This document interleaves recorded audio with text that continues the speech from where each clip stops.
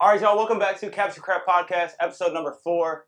Today we are in Austin, Texas. I'm your host, Israel Pitcher. We don't have Jared Harris with us, but we are in Austin. We're at Lift ATX, and we have Los with us.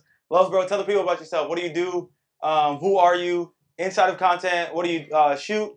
And then outside of content, what do you do? What's up, y'all? It's Los, Carlos Gallegos. That's my name.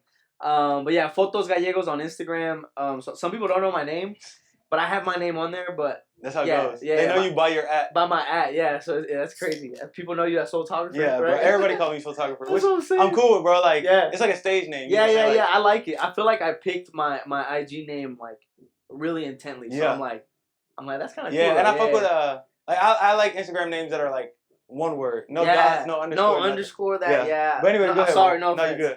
But yeah, I'm the media director here at Lift ATX, and so I do all the videos, photos, skits. I collab with Body Art Nutrition hella. It's great working with them. Great working with Isaiah, Izzy. What's it called? What else? Outside of Lift stuff, I do basketball. I shoot for brands, local brands. I've done some big brands like Gymshark. That was awesome. That was like a once in a lifetime experience. It felt, well, not once in a lifetime, but I feel like it was the first big thing that I did that I was like, okay, like my career is head. I'm doing the right thing. Yeah. That's one of the moments where you're like, damn, everything that I've done to this point, like, is meaningful. It's reassuring. Yeah, it's reassuring that we're taking the right steps. For sure. But yeah, that's what I do. I like to lift weights. I'm not super strong, but I power lift a little bit. It's fun. I'm trying to play soccer again, so I might have to stop powerlifting. I'm gonna start doing some. Okay, I got you. Some athletic shit. That boy trying to get active, bro. I'm trying to get my knees to where they don't break. I feel it. So some of the stuff we'll get into is like, who are you? What kind of content you shoot? All that type of stuff we'll get into. Yeah. But you talked about being a media director for Lift ATX full time. That's your main gig. Mm-hmm. Obviously, you do some freelance stuff outside of that. What is like the main thing that you see benefit and a drawback from working with a company? Because I do full-time freelance, you know what I'm saying? I work with anybody, anywhere, all the time. I don't really necessarily have a locked-in retainer or a big retainer like that. Mm-hmm. What do you see the benefits and the drawbacks from working with a company like that with? Yeah, I feel like, So that question is awesome. I feel like I think about this sometimes where it's a lot of give and take because freelancing, you're a free spirit in the wind. Nothing matters, right? But a lot matters. Like, and sometimes you feel all that shit matter. Most right? definitely, bro. And I feel like working with a company like Lift ATX, working with Daniel and Tony, I feel like I'm lucky, particularly with this company, just because it's ran by real adults. Right. Okay, I feel you. You know what I'm saying? So it's like no offense to all my peers running shit, like, bro, like, that's incredible. But, like, Daniel and Tony have hella experience. Right. They're, like you know, like, to us, we're like, the adults to us. No, you know what I'm saying? Yeah. So it's cool because they have a lot of experience with, like, shitty bosses themselves and, like, a lot more than we do. So they have gone through enough of, like, okay, if I run stuff, I don't want to do it this way. I want to do it this way. They're still, Daniel especially, still learning hella, but it's his first business. But I think one of the things that, like, working here particularly is awesome is that, like, I always know I'm going to get fed. I always know I'm going to get a check. Yep. As long as I'm doing the work, right? Right, most definitely. But if, like, there's a disaster, like, the ice storm, the first, like, we still got paid. Everybody gets paid. Fair because enough. They know we still got to pay bills because the bills don't give a shit if they don't care about the ice storm. Apocalypse happens. You know what I'm saying? For real. So, like, working with people like this, I feel like it's awesome because of that. It's super secure. Mm-hmm. Like, and I feel like in freelance, there's not as much of that. But because I have to be working and they're giving me a for sure check, I also have to give them for sure products. Right, for sure. Most definitely. So I feel like one of the drawbacks is that I can't make decisions as lightly as, like, oh yeah, hell yeah, let me get booked, boom, boom, boom, boom, boom. I have to make sure it's like, are we free? Yep. Like, can I do this? Right. What does the gym have going on first before? Do we have anything planned around these dates? So that's one of the only drawbacks I feel like really happen when working with somebody like this. But I feel like if you can find somebody that actually gives a shit about you as, like, and your development, they're both educators also. So they're very passionate about all of us development, especially with someone like me who has, like, a clear goal. Mm-hmm. Like, they're like, I don't know how the fuck to get you there, but if you figure out a way and we can help you, we're super down to help you. I feel that.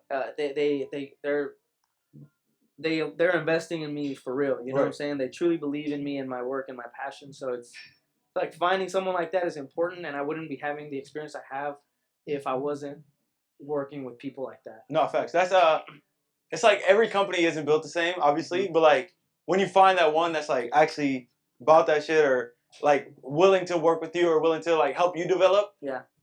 while also caring about their business, of course, like that goes a long I feel way. like because they care so much about us is why we're so successful. Most definitely. Because like I have full freedom. Right. And like the way this happened was Daniel.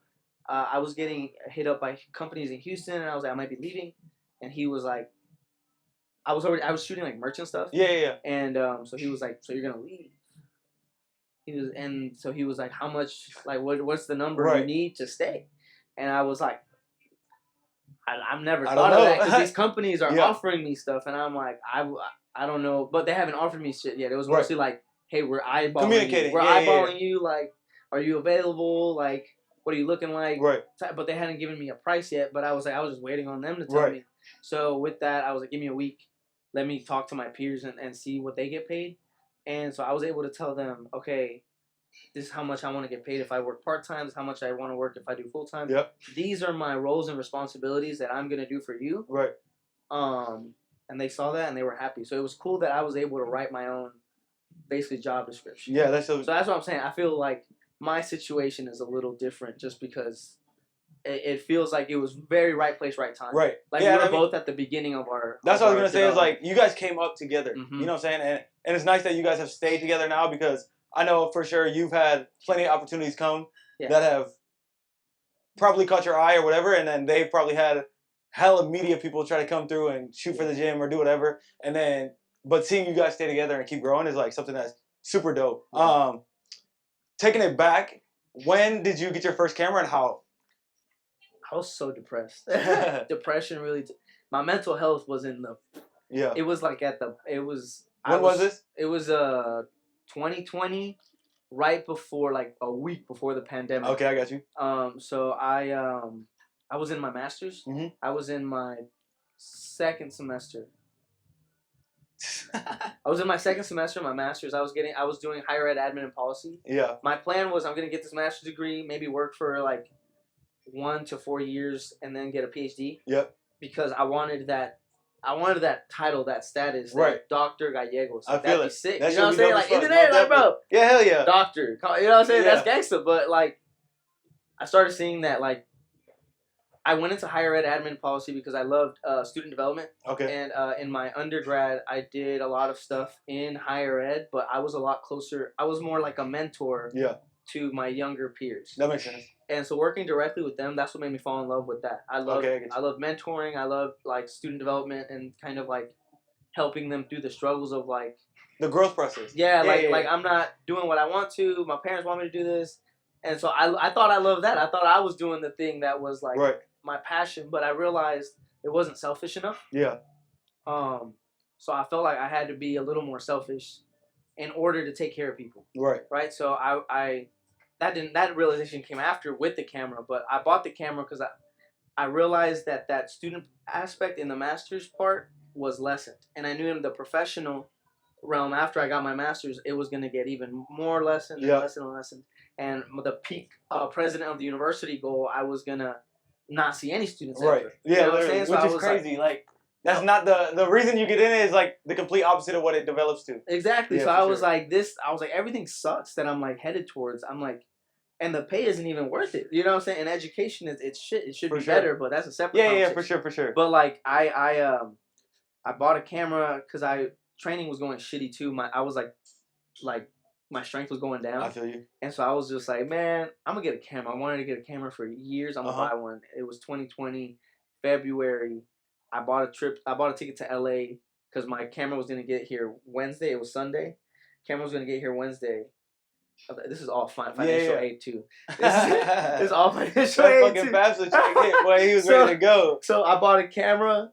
I got there Wednesday from Amazon, and my trip to LA was like Friday to Sunday. Yeah. That boy said I'm ready. Bro, Let's I get was to like, it. I'm ready. Yep. I'm gonna go crazy. I'm over here. Take a picture of everything. Everything, bro. Those pictures are so trash. Terrible. I'm already knowing. Like it just they were not good. But I started doing it more. I started getting on YouTube, seeing Peter McKinnon, Yep. seeing well, who's that? CY Imaging. Yep. What, that guy. Yeah, I know who you're talking Creative about. Ryan, all those people. And I was like, man, this is what these people do. Right. And I seen Peter McKinnon like with the bread he's got. Whole I was different like, level. how, bro, you can get bread off this shit. Yeah. And like really, I've always kind of had I've always had like a real strong belief that I could do really anything I want to. And as long as I'm like really about it. Yep. And that's why I've always kind of quit stuff I didn't want to. For a little while, I felt like I was like, man, I'm worthless. I can't do shit. Yeah, I keep quitting everything. Like I keep quitting everything. Yep. I'm not passionate about anything. I'm not like, I can't invest into anything. And slowly I was like realizing, I was like, no, this is what I want to do. Selfishly, I was like, feels like this is something I can do purely for the fact that I want to do it. Not because it's going to help people, not because I'm going to make X amount of money. No, it was purely because it's like, I like taking photos. Right. Like the reason, my why was so simple. Yeah. And I felt like because it was so simple and so true, it couldn't get corrupted. Right. So that's when I was like, I can do this. And I told my girl, I'm dropping out. I told my parents, I'm dropping out. My parents were so supportive. That's just crazy. I'm taking it. You know what I'm saying? And everybody that I worked with, all my peers, everybody was super supportive. Except for some people that like were higher ups. They didn't know me that well. And see, that's what really get it. I want to speak on that too. Is like we come from a family that's super supportive, and like I don't think a lot of people. I know for a fact a lot of people don't have that in their life, and like the amount of stuff that we're able to do or that we are able to like just think about doing comes from the fact that like since we were young, even all the way to now today, like no matter what we do, our parents are like full go for it. You know what I'm saying? Because they like. If your parents don't make you feel like a lot of parents are like, oh, like no offense, I'm not a parent, but it's like I feel like you can't do the tough love. The world isn't fair, so I'm not gonna be fair to my child. Right. It's like that's gonna teach them that they can't really do anything. Right. Can't do like, shit. They got to do the shit that works. And it's like, bro, my parents told me I had a big star watching over me. Right. Since I was born, they've been telling me. And I feel like that has given me that belief of like, even if I fail, I'm gonna fail forward. Like that something positive can come from this. Yeah. Like I'm gonna learn from it. I'm gonna keep going. Like I'm not dead. Right. Literally. You know what I'm saying? So yeah, I bought that camera because it was just pure belief, and I was like, I'm doing it. Yep. I was door dashing for a little bit. I found Lyft 2 weeks after. So from the process of you getting your camera to now, or like saying that you're gonna drop out, what was that time frame? Oh, it was from February. I got my camera. I dropped out December 10th, 2020. Okay, got you. Okay, so like 10 months. Yeah.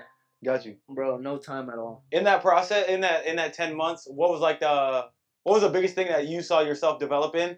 Like in terms of feeling ready to take that step, like, man, fuck it, I'm dropping out. I hated what I was doing so much. I feel it. I cried doing homework. Yeah. Like. No, I feel it. That's real. I was crying doing homework. I was like, this isn't good. Right. And so it was just because of how like I was like, this can't be right. Right. Me feeling this way, me seeing there was no job that was gonna, and like some people were like, oh, your job shouldn't make you happy. It should make you bread. I was like, well, it wasn't making me bread either. So right. I'm like, I saw no point. It's a lose-lose. Yeah, I saw no point. It also made me cynical, kind of being deeper into the education, like into the education world. It made me a little more cynical. Teachers were cynical, but the professors there, they were cynical, and it was just like that was the point. I was like, I might as well do something I want to do. Y'all all sound like y'all don't like this shit. Yeah, bro, it all sounds terrible. There's right. no like all the things y'all want to like. But the thing is, I guess them being there with the students, they do get to mentor that little sliver of percentage that you do get to be with students. That part is what makes really, up for it. Yeah, for sure. Yeah. But I was also like, it still wasn't selfish enough for me to be like, I feel like I got to the point where I was like, what I do needs to be selfish so that when I'm like Daniel's age, I feel like seeing Daniel kind of reassured that it's like, Daniel didn't build a gym to give me a platform or to give me an opportunity to grow my thing. Yep. He built it because he was like, I want a gym for my homies. Right. That was so pure and so honest. Right. That can't be the corrupted. most basic idea of business turned into something huge now. Bro, exactly, and that, you can't corrupt a simple idea of just because I want to. It makes me Because I happy. want to. That's what You know it what I'm is. saying? If that's your reason, you won't get nothing. I don't think anything can stop you. Right. Unless you fuck it up yourself. Yeah, But of at course. that point, it's like bro, you chose to. Yeah, but like I feel like that purity of why is important. I feel that. Thinking Lift ATX, thinking all your freelance stuff. What is your favorite shoot, and then what's the most impactful shoot that you've had your whole career? My favorite shoot at Lyft? Any shoot. Lift ATX, Gymshark, like whatever, anything you've ever done. What's your favorite one, and then which one has had the most impact on you? Like as a creative, behind the scenes, like just hearing the stories of the stuff that people are telling, like all of it together. I think. I know this is a hard question. This is like a hard question. I'm like, I know there was a process. Hold on. There was I can use my phone, right? Yeah. There was a little part where I felt like where I was really like getting a lot better. Yeah. Where it was like every shoot was not my favorite shoot. You know what I'm saying? Like this is the best work I've done. This is the best work I've done. This is the best work. So I know it's a hard question, but I think, man. Okay. Let's do most impactful. I think one of my most impactful shoots was I'm gonna send you these so you can throw them up or something. Yeah. Okay, favorite actually. I found my favorite shoot.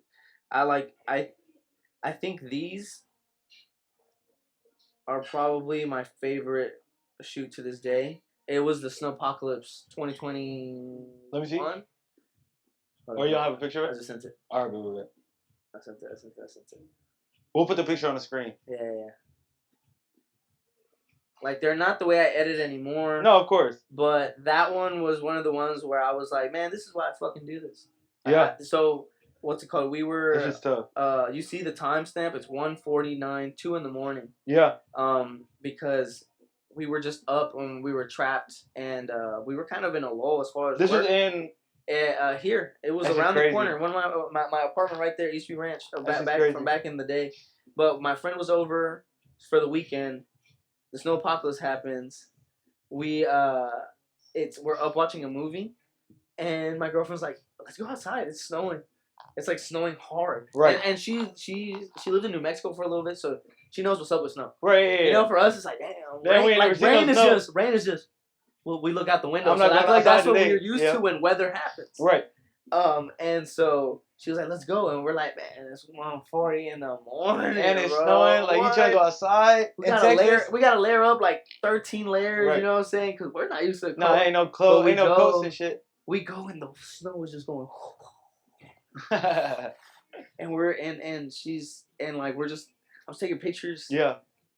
And I'm like, "Oh, get on the spot, get on that street light, get under that street light. Yeah. Take a picture of me." And like, I feel like that was one of the moments where I was like, this is the goal. The goal is to, at the end of it, just be able to sit back, relax, not work, and just take photos of what's happening. Enjoy life. Yeah. And just, that's what I always say is like, just capture the moment, don't create the moment. Yeah. You know what I'm saying? Which sometimes, like, creating a moment or creating an interview, sit down stuff like this is super dope, but like, the whole idea of photography and videography to me is like you don't have to do too much to get a final product. Like you should just be able to go to an event, go to a gym, go to wherever, and capture exactly what's going on and be able to recap that through either photos or video. That's what I'm saying. Most definitely, bro. So that's my favorite one. Yeah. I think my most impactful has been the Gymshark one. I feel like that one I gained a lot of connections, and some of the people that already kind of knew me, I feel like were DMing me kind of like almost like they're like, "Oh, like you're like that." Yeah. And I'm like, "Bro, I've been telling y'all I'm like that." I try to let y'all know. I've been telling y'all I'm like that. Like I believe really, really hard. I believe. How does that? English is my second language. I believe. Go ahead. So wholeheartedly. Yeah. That my photos are like very unique and very. Yep. They definitely are. I think I take pretty pictures. Yeah. You know what I'm saying? And so I'm very like kind of set in that. And so when people kind of noticed that, it was just like reassuring. Right. Especially the way I got hit up. That was crazy. Yeah. Because people were like, "How did that happen?" Right. So like that was crazy. What kind of not return on investment, but like, okay, so you shot for Gymshark, you shot the event. Obviously, that puts you in a whole different realm now with the Gymshark people. Mm-hmm. When you got back to Austin, how did that translate, or did it at all? I feel like my friends here were talking shit. They were like in a joking way. They were just like, "Hey, bro, we can't talk to him." You know what I'm saying? He's too big time now. He big time That now. shit always like, happens, bro. I just went to work. Right, Like, that's I it, just bro. went to work, Right. bro. I'm tired as hell. Like, I didn't see y'all when I came back because I was sleeping. You know what I'm saying? Right. So, like, bro, those Gymshark events, and obviously now you know, that Monday when you get back, that Tuesday when it's done. Yeah, you bro, can't do shit. I'm fried. I you feel might like, just, especially the way I work, Yep. I'm screaming my head off. yeah, the you just whole enjoying time I'm life, working. bro. And you in the sun. I'm over here dancing. Yep. Hey, you know what I'm saying? Yeah. Like, so I feel like that. You get back that Monday, you might as well just cross it off the calendar, bro. I feel like they. Everybody was just super excited though. Everybody was asking me. Like, I got asked so many times because I didn't really tell people because I was working for a client. Like, I'm not over here telling everybody the clients I'm right. Now, so, and that's one of the things. Like, I personally don't do that either. It's like, especially when I'm working with higher end people or bigger companies or whatever. Like, I prefer to not speak on it too early because then it's like, one, you lose the hype, but then two is like, you just like there's no. What if that's a one and done? What if they don't hit you up again? And there's nothing like for people to look forward to. You know what I'm saying? Exactly. So I don't. Yeah, it's almost superstition too. Like, right. Like, I don't want to fuck that up. I want to cancel the flight last minute. We just gonna wait till it happens and then we go. Yeah, bro. Most definitely, bro. How do you balance, or do you? This is like one of the questions that is a do you balance the creative work life and everything you do here at Lyft and everything you do as a freelancer with the basketball and all that, and your regular life? Yeah, or life outside of work. I feel like I try to. That's also why this is like having something like this is so crucial. Yep. Because I'm able to like, I kind of know when it's popping at the gym. Yeah, so I'm like, generally it's kind of slow on these days, so I won't go. Yep. Or it won't be here as long. Yeah, like I make my Thursday, Friday, my Saturday, Sunday. Okay. I'm like, I'm off. Don't talk to me. And people know that. People already at the gym, like they see me here on a Thursday training or something. See, that's something as a freelancer, that shit don't exist, bro. But that's usually when I take clients. Okay, I feel you. But I usually try to keep it on Fridays. Yep. So that I have my one Thursday full day is mine. Yeah. So I try to keep it like that. If it's a really cool client, a really good client that I really want to do, I work with them. It don't matter. Yeah. But and if Lyft has something that like it's like, bro, don't like not document. Like you gotta be here. Yeah, I to myself will be like, I can't. I gotta be there. Like, damn. Okay. Yeah, I'll be there. Like even if it's for a little bit. Like the other day, I was here on a Thursday at 10 because we tagged up. Laced and Found tagged up one of the. Oh yeah. Yeah. The door. They not like us door. And so what's it called? So you took that on. So I took that on, and that was it. Yeah, most definitely. But yeah, so it's I just feel like I try really hard to make sure that my days are my days. I feel like if I was like early 20s, if I would have been doing this in college, bro. Yeah. How old are you? I'm 29. Okay. No, I just wanted everybody else to know. I already knew that. Everybody, when I tell them like Dion, bro, he said, "Damn." Bro, everybody. I feel like, especially in Houston, everybody's so young, bro. Bro, and that's the thing. If I was younger, I feel like I would be just go. Which sometimes like I wish I could do, but it's like, bro, you gotta chill. You have to. You gotta make sure you're enjoying it. Most definitely. You know what I'm saying? I feel like that's something crucial. Also enjoy the creative process. Enjoy everything that you're doing, but then also enjoy everything that like you've worked so hard to now build and become. You know what I'm saying? Like I wanted to do this. Like I dropped out to do this, and also like, man, what if you don't make it? Right. Like, what if you're not shooting big time and you're just shooting like all these little shoots forever? Right. It's like chill, enjoy it. Like, and I feel like that's how you're able to slow down and really like see what's coming and see the opportunities that are coming. Right. Like I don't take all the jobs that. No, I feel that. Sometimes there's months that I'm like, damn, I need some bread. Oh god. Like, I'll pick up whatever. Yep. But most of the time, if I don't find the shoot interesting enough, if the client seems like they won't be fun to work with, to me that's enough to not shoot because I'm not gonna do my best work. Right. I'm just gonna be there at work. That's when I always say like that's when it becomes work. Yeah, bro. Like everything that we do, or for the most part, is like fun. It's creative. You get to enjoy yourself. Like yes, you're working and you have deliverables and all that type of stuff, but like you got that one shoot that you don't feel like editing or you don't feel like pulling up the shoot, like that's when it's like, damn, this feels like a job. You know what I'm saying? Charge more low key because you're more of a commodity. No, that's fact. You're not the guy that shoots for everybody. That's you're fact. the guy that, damn, bro, I gotta save up. I gotta save up a little bit. Yep. To work with. Yeah, I remember. For me specifically, like after I started working with Swole and some of the Houston people. Yeah. I remember one time somebody was flying to Houston to shoot with me. Yeah. And I was like, holy shit. That was the first time where I was like, okay, maybe I should like raise the price because there's people that are willing to fucking buy a plane ticket to come to Houston for 2 days to make sure that they can shoot with me. Bro, I tell people, I'm like, slow down. Like, don't make yourself like almost like you gotta like close off the access to you even as a business. Yep. Especially like this, bro. Like because the biggest artists in the world don't work with everybody. No, obviously, you're not a big ass artist and you're not making hella bread. You still gotta pay rent, but like. You also gotta be honest with yourself. I feel like you can't just be charging hella in your ass. You know what I'm saying? Did you have someone who? Because I know for a fact, I'll never forget this conversation. Like I was in Corrupted talking to one of my favorite photographers out of Houston. I think he's one of the best. Who? Alex, ASA Superior. I'll show you his page. Yeah. But so he pulled me to the side. He was like, "Hey, bro, like somebody had told me that you're shooting for them, da da da, and they told me what you charge." He was like, "I'm not gonna lie to you, bro. Like you got to double that at least."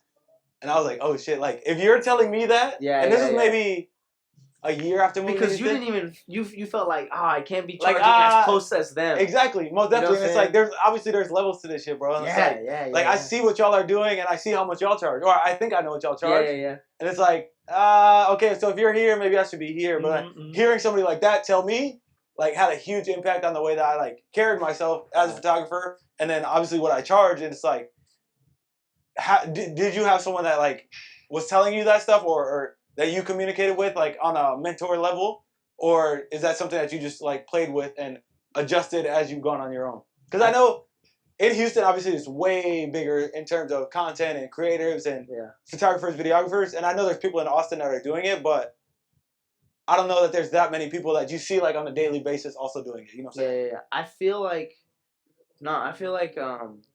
there's this guy here, Say Something Productions. His name is Ian. Okay. Yeah, bro. He's incredible. He makes movies, bro. He's out here making movies on Instagram. You know, he's Say Something Productions. He's hard. I feel like at the beginning, he's one of the people I met here at Lyft. I met most of the people because of Lyft that I've met. And I met him because he was shooting with some athletes like Julia, and Gabby Fortune for a little bit here. Okay. And I met him early on, the beginning of Lyft. And then I met this guy, Kyle Wurzel, and he shoots a lot of bodybuilders. Okay. And bro, he's hard. And like I met those two guys together, and they kind of gave me a lot of like advice at the beginning when I was just shooting for free at Lyft at the front desk. Yeah. So I was working the front desk and I was just shooting. Because the deal was I was gonna work the front desk. He was gonna let me practice whatever I shot.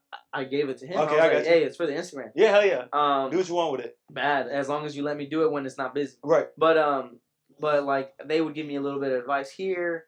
They would. I feel like one of the things I mainly looked for. I feel like the business thing. I mostly went to YouTube. Yep. And just kind of tried that, and seeing the prices there, I was like, damn, this is like people are charging hella. Right. And I feel like the reason I believed in myself enough to charge people hella is because what I went to my mentors for more was like, hey, look at my photos. Right. What can I do? Or look at my video. What sucks? Right. And I remember one of my, like this friend of mine who he's just been doing, he like studied media and like photography in college. Okay. And I met him playing soccer in college. And he's the one who kind of got me curious about it. And so I asked him a lot at the beginning. Yep. Shout out Kohi Coffee. He's opening his coffee shop. There you go. He what's it called?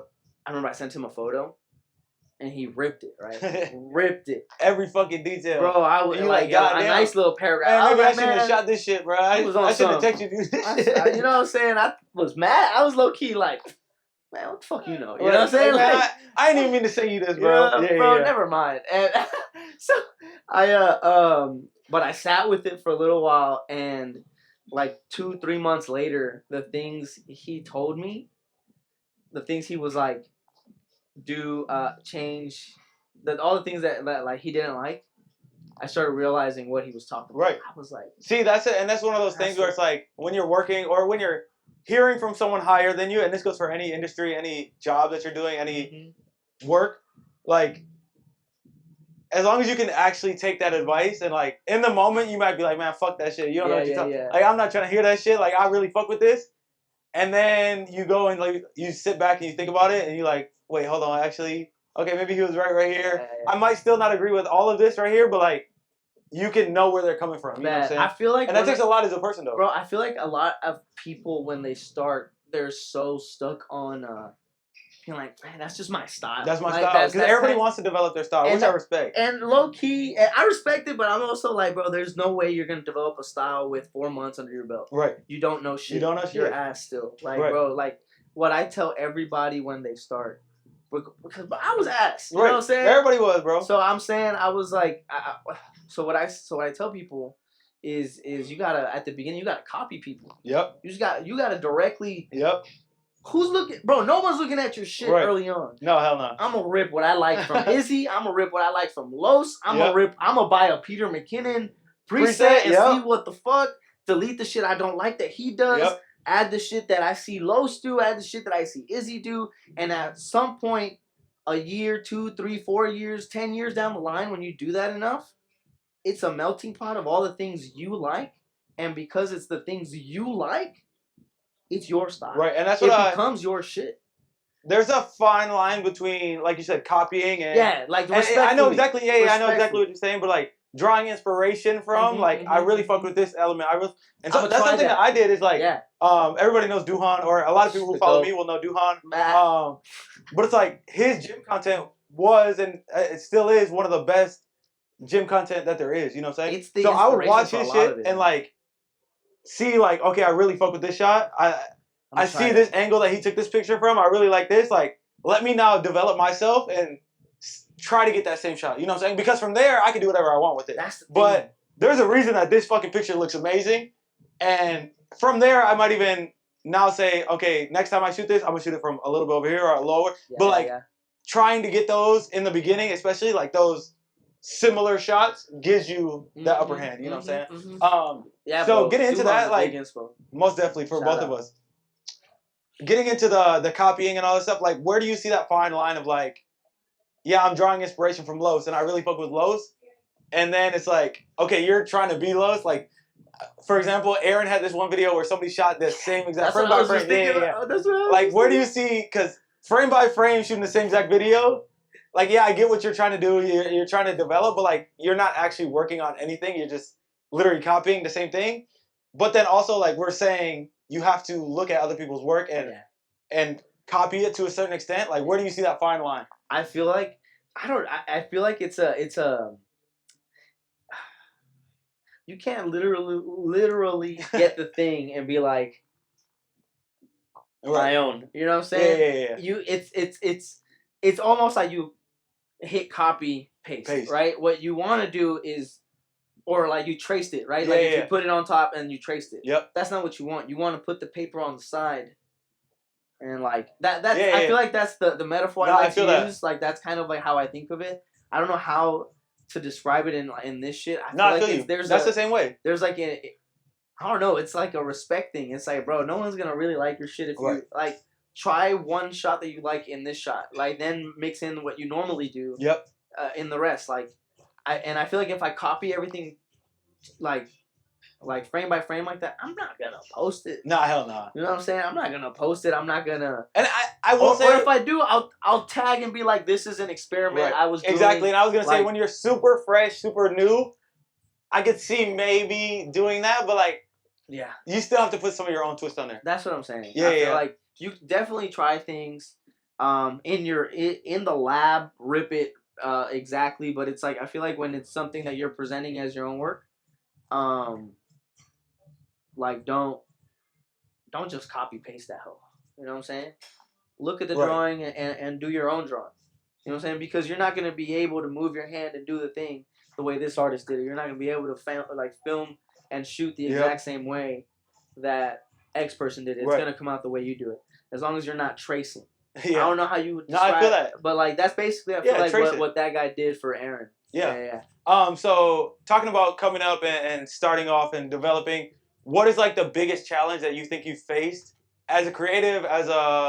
It could be like the last podcast, communication was the biggest thing.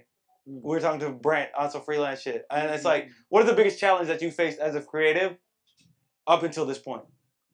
This could be editing. This could be personal life. Like literally anything that you feel has been a drawback in your personal creativity. I feel like it's like I say I believe in myself. Yep. Right. But it's also I doubt myself a lot. I believe in myself so much that even when I doubt myself, I still go for it. Right. Right. But I feel like one of the things that that really kind of fucks with me still to this day is I look at my stuff for too long. I pick it apart way too much. So it's like it's kind of weird to say that you believe in yourself when like there's so much doubt. But it's like I believe in myself, like I said, to because I need to keep moving forward. Right. You know what I'm saying? You can't just stop. So and I trust that even when I don't know where I'm gonna get to, I'm gonna get there. Right. But yeah, it's definitely my own self ripping my own shit apart and really thinking that the work itself is not good enough. Yeah, and I think that's one of those things where it's like that's the only reason we've gotten to the point that we are. Yeah. And I'm not saying again that we've made it or anything like that, but like it took all of that self-doubt and that, man, this shit fucking sucks and I fucking hate this and all that to now get to the point where it's like you feel confident. Yeah. To get our composition techniques, all that shit. I feel like all that doubt made us honest with ourselves. Like I said earlier, I feel like it's so crucial to be honest with yourself as an artist because I feel like there's a lot of artists that just throw stuff on there and they're just like, and I'm like, honestly, look at this. Right. You know what I'm saying? Because like, yes, throw up everything. Put it up, like, don't like, be better than me. Right. Post more. Be aggressive. But man, sometimes I'm like, did you really try with this one? Right. Like, I feel like with this shit, you gotta have a lot of pride. You gotta love this shit. You're you know what I'm saying? Even if you hate it, you still gotta have pride and like. Right. Yeah. Yeah, you gotta put that effort into your own shit. Yeah, there'd be some basic photos sometimes that I'm just like, there could have been a little more effort. Right. They're like, you literally snapped the camera, threw a preset on that bitch, posted it. Yeah. You know what I'm saying? And sometimes that works, but like, no, I feel exactly what you're saying. So turning more towards Los as Instagram, I know that you've been getting into posting. I always tell you post more. What drawbacks, what positive things have you seen from posting your own content? And then, like, what is your current goal with your social media? Because so much of what we do now is, like, not...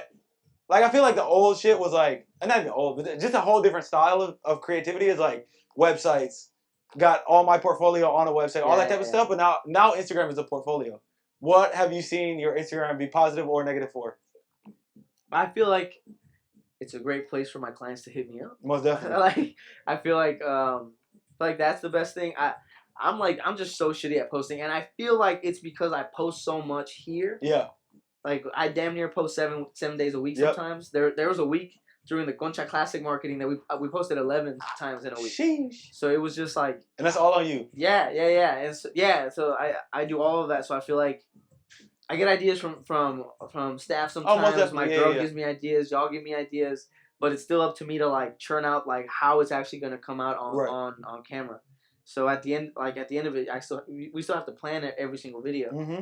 Like it's not like, oh, you give me an idea, boom, I got every frame. Done, you know what I'm saying? Yeah. It's like it still has to get shot. It still has to get planned. I got to make sure it looks the best it can. The best people on it.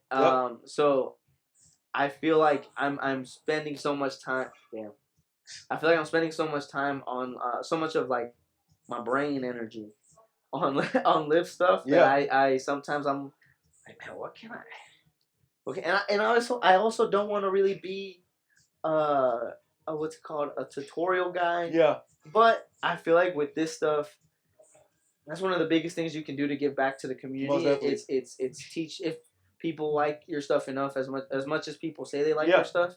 I feel like the biggest thing we can do to help out is like teaching and and showing how we get the things that people ask like all the time. Like, how do you get XYZ look. No, How do facts. you get And that's why XYZ colors? that's why my page turned into, at least for a little bit, it was Yeah. like just breakdowns of everything that I You were do. making hella. Bro, I was pumping that shit out, and I want to get back to that, but like that's not what this podcast has become. You know what I'm saying? Yeah, It's yeah, like a longer form version of all of that, and we could bring in other people, and y'all have your input as well. But it's like I wanted my page, and I still do want it to be somewhere where like that brand new creative or somebody all the way up to even the level that I'm at, maybe people above me, like can go and have that one-stop shop. You know what I'm saying? Yeah. You could have, especially before, like you could scroll through my content and learn anything you want to know. You know what I'm saying? And that's something that I wish when I had what's coming up was like I was looking for people or looking for pages, but there wasn't like one page where it's like everything. You know what I'm saying? Bro, you know the first time I ever tried. So my mom had a little Nikon. Yep. D whatever the hell. Right. And I tried to like. My mom was like, "Oh, you can take it on this vacation, this Yeah. family vacation," and I'm like, "Oh, sick!" I'm like 17. Right. And I look up the camera name on YouTube. Yep. Just like the camera name and like manual almost. So it gave me the most like commercial like. So you turn it on like this, Right. and that type of stuff. So that was my first time ever trying photography, and I was like, bro, whatever. Right. Why did I even say that? You talking about like the development and this boy Log. He was just flowing. I was just flowing. What the fuck I said? No, you good. What did you say? I was talking about your personal content and you coming up. I think what you said just triggered that. That's all good. It was whatever. But good. My page, I feel like primarily, yeah. I want it to be just a showcase of my work. Yeah. I'll make reels and stuff for little tutorials here and there, but primarily I want it to just be things that I think are cool or pretty. Ain't nothing wrong with that, bro. What role does your network play in your success? So obviously huge here at Lift ATX, and I know you know Zach from coming in here. Yeah, right? Yeah. That's how you met him the first time? Zach Jr. Yeah. Shout out. But just like all of the people that you've now met or through Lift ATX, not through Lift ATX, what does that role play or what does that network play in your success? Well, crucial. Yeah. I feel like Zach is a big reason also why Zach is a big as a person that cheers me on hell. Yeah. I feel he truly believes in me and I feel like, man, he does not have to. He does not have to help me the way he does. He does not have to talk about me the way he does, and I'm just so grateful. And I feel like at that alone, there's people hyping you up and supporting your work in a way that it's hey, you're doing good. Right. That's so crucial. Most definitely. Please, if you don't do anything like that, and your friends do, and they're just out here in the corner posting. Yep. Bro, gas them up. Tell them that their work is so cool and that you really liked that last post they posted on Wednesday. That stuff is so crucial and it means a lot. Not in a sense of for our vanity, but it's more so for us to keep going. I feel like it's if we don't have that feedback or bro, or okay, maybe don't tell us. You know what you should do. Please don't tell us. You know what you should do. But if they're your friends, I feel like your friends, if they're not asking you for direct feedback, what we really want is someone to tell us yo, keep going. What you're doing, keep going. And that's real because I remember I was at Corrupted one time, and it's again in that process of me posting all of those fucking videos. Yeah. And a lot of times I would think while I'm making those is I would try to suppress it as much as possible. It was what does the higher up people or people that are better than me think of these videos that I'm making? Yeah. But in the reality and the reason that I kept going is I'm not making them for them. Yeah. I'm making it for someone else who's now coming up. But I remember we were at Corrupted again, and Zena, which is a super dope photographer out of Houston. Yeah. And someone that I her work is dope as fuck. You know what I'm saying? So someone that I appreciate as a creative, she was just walking out of the gym. She was hey, I really like the videos you've been doing. Keep doing that shit. That's the best. And again, that's like you just said, having that encouragement from the people around you. Yeah. And it's damn, I didn't even know that you were seeing those. Man. And realistically, if you did, I was what does she think about it? What do other people think? Yeah. But that's hearing real, that is damn, bro, I really fuck with that. And that gave me another drive to keep going. You know bro, what I'm saying? and that's bro, if you're a photographer that feels they're hot shit, please tell the photographers that are trying to are kind of tugging at you right. bro, give them a little like, man, that's hard. Right, I fuck with that. Like I fuck with that. Like bro, that's crucial for their development also, and they'll love you forever. They'll shout you out forever, bro. I feel like that's Duhan, someone huge for both of us. Like you said, like Duhan was always supportive and like giving me feedback, like, hey Duhan, I'm doing this, or like, hey you should, you know how he be smooth with it. He be, hey why don't you try this? I'm like, you know what? Maybe I will try. You're right. Maybe I will try that shit. Like the way he comes off isn't like an asshole either. It's like, I'll try that. You might know something. You know I appreciate you. Maybe put this down on the notes. No, facts. You know what I'm saying? So as we get into the outro, bro, as we get into the end of the podcast, what are your goals as a creative short term and then 10 years? And this is one of the questions that like I should have asked you to prepare for, because I know 10-year goal is fucking crazy. No, I have that hope. What is your short term goal, and then what is your 10-year goal as a creative? I feel like in 10 years, I hopefully am not obligated to shoot as much. I can do a little more behind the scenes, whether it be like creative directing, and just shooting the things I want to shoot. Like I love to. Gabe here at the gym. I'm trying to like get him to get comfortable shooting the things that we shoot here. That way, I can kind of like maybe just get it and edit it, and then develop him with editing, and then he can be the editor, and that way I can just be more hands off, and think more big picture and like direct things. I'm gonna make sure that things are going well. I'd love to do that in 10 years. How old will I be? I'll be 39. We're gonna be 40, boy. I think I'll still be. I think that's still kind of young. Yeah. So I'll still give myself. I feel like I'd love to be in a movie set. I feel like whether it's DPing or just being someone that gets paid at all. I just want my name on the credits at the very end with 100 people. Like you could be 101. Yeah, bro. I don't mind. Like I feel like that's the direction I want to go in. I hate making video, but I love movies. So I think it'd be cool to just. I would love to shoot behind the scenes in movies. I don't know if that's like a well-paid position. No, I think that would be so sick. No, I fuck with behind the scenes a lot because as creatives, none of us get that. You know what I'm saying? Yeah, unless you're like looking for someone. That's our story. Exactly. And it's like we're documenting so much that like we forget to document our own shit. You know what I'm saying? Which is something that again, my Instagram, I try to be able to do, but again, like when you're in the moment and you're working, bro, and you're I never know where to put my phone when shooting. I'm like, man, all these. You gotta get the tripod, bro. I know. I need to carry more stuff with me. I hate it though. But the short term. Yeah, go ahead. Short term, you said. Short term goal as a creative. So think as a creative. Think 6 months to a year and a half. Like where are you trying to be? What is Los trying to do? The next Gymshark event. I think that'd be awesome. There you go. You know what I'm saying? There you go. It was fun last time. I hope they enjoyed my stuff. And so, with those goals, what are you doing as a creative and outside of that to develop into those positions? Making sure I'm brutally honest with my work. And I'm posting more if you've seen. So I'm practicing. I feel like the posting is more practice. A lot of the stuff is most definitely. A lot of stuff is held in the vault. It's like how musicians, they have hella tracks that no one ever listens to. Yep. I feel like we have that hella. So yeah, I feel like I'm brutally honest with my work. I'm trying to practice and make sure that I'm always trying to learn. Even when the shit is boring, because now we're getting into the more boring stuff, the more technical, repetitive lighting, little things that are like, oh, this little thing could help. Cost $500 though. Yeah. So maybe a little increased budget. I feel maybe making a little more money. Yep. You know what I'm saying? No, I'm gonna be making more money. There you go. Not maybe. We are gonna be making most definitely more money. All of us. Shit. All right, speed questions. So these are one-word answers. Get it, good. That's it. Not good help. Favorite camera brand? Fuji. What editing software do you use for photo and video? Lightroom and Final Cut. We gotta get him on the Lightroom Classic. We're gonna get him there. It's just hard. I need an extra hard drive just for that. That's the only thing that's Daniel, you heard the man. If you had to pick one lens, and normally I say no 24-7, one prime lens.